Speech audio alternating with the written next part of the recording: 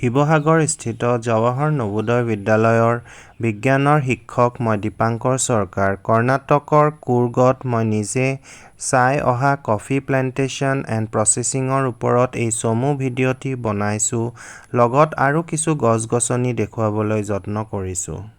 এই কফি গছবোৰৰ গুটি যেতিয়া ৰঙা হ'ব তাক কফি বিনছ বা কফি চেৰিজ বুলি কয়, যাক শুকুৱাই ৰোষ্ট কৰি গুড়ি কৰা হয় কফি পাউডাৰ পাবৰ বাবে। এইবোৰ দেখা গ'ল নানান ফ্লেভাৰৰ কফি পাউডাৰ, ভেনিলা, ৰাজবেৰী, নাটী, চকলেট ইত্যাদি। আহক এতিয়া আমি চাওঁ কফি গুটিৰ পৰা কফি পাউডাৰ কেনেকৈ বনোৱা হয়। ये रोस्टेड कॉफी ग्रीन्स होते हैं, पहले ग्रीन कलर होता है, उसके बाद में लाल कलर होता है पन होने का टाइम। उसके बाद में पूरा हैंड पिक करके सनड्राई करते हैं, 15 डेज धूप में सुखाते हैं। सुखाने के बाद में ब्लैक कलर हो जाता है। उसके बाद में पल्पिंग मशीन बोलते हैं छिलका निकलने का। छिलका अलग होता है, बीन अलग होता है, ऐसे मिलता है। सिंगल बीन मिलता है, डबल भी मिलता है, सेटिंग होता है। और ये चेकिंग स्पून होता है, बार बार चेक करना है, 10 मिनट 15 मिनट में एक बार चेक करना पड़ता है। 60 मिनट में डार्क रोस्ट होते हैं। रोस्ट होने के बाद में ऐसे बाहर आते हैं, जैसे रोस्ट चाहिए वैसे बना सकते हैं इसमें। ये रोस्ट होने के बाद में बहुत गर्म होता है बीन, ये ठंडा करने के लिए कूलिंग फैन होता है। कॉफी कूल होने के बाद में क्रश कर सकते हैं। उसके बाद में रोस्ट बीन उठा के ये मशीन में डालता है, क्रशर में डालता है। इसमें कैसे चाहिए वैसे बना सकते हैं।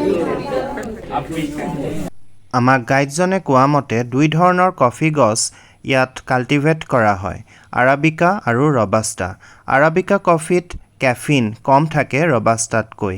আৰাবিকা কফি অলপ মিঠা হয় আৰু দামী হয়, কিন্তু ৰবাষ্টা কফি অলপ তিতা হয়।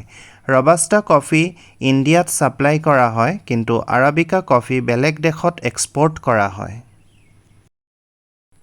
আহক এতিয়া আমি আৰু কিছু বেলেগ গছ-গছনিও চাওঁ।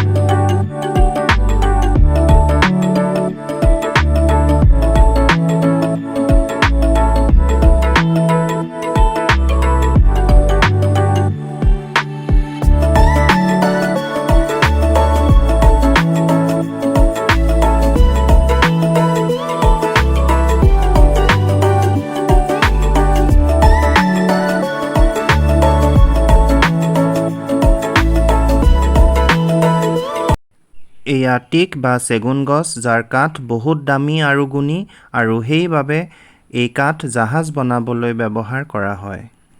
চেপটা বা চিকু ফল বুলি আমি কওঁ যে এই গছ।